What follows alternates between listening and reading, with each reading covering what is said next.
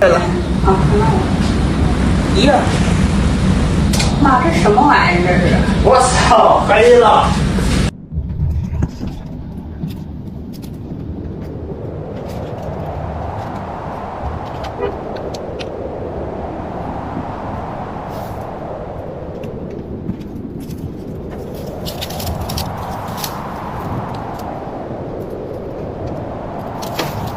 哎，张东大头一次碰见这样风，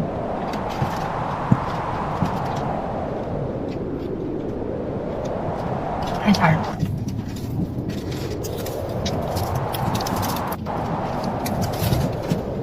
太吓人了，这大风刮的。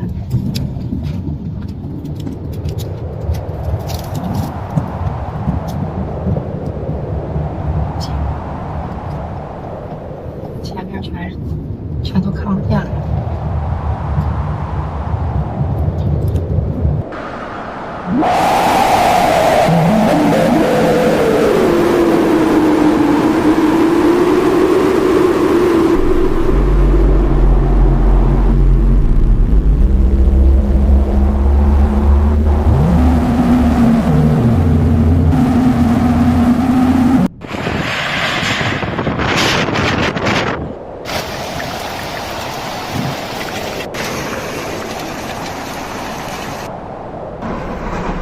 啥人啊？那个大姐子，哎呀妈呀，真的，车都刮了。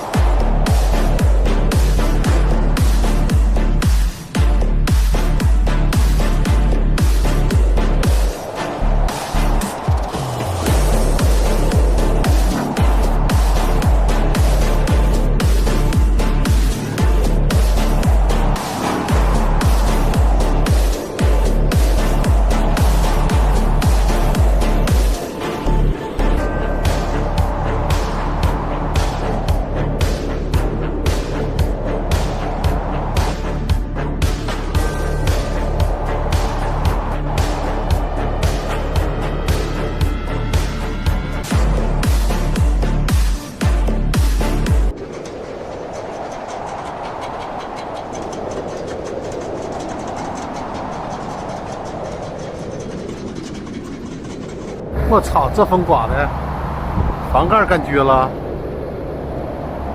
我的妈！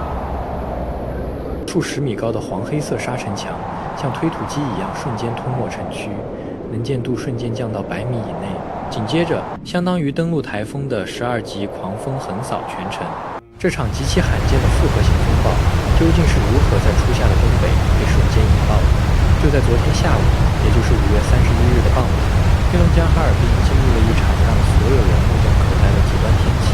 如果当时你刚好在哈尔滨街头，会看到一幕像灾难电影一样的场景。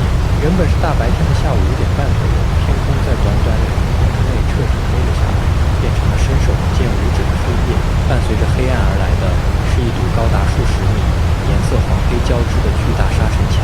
这堵墙以排山倒海的气势从西向东直接吞没了整个城区，能见度瞬间掉到了不足100米。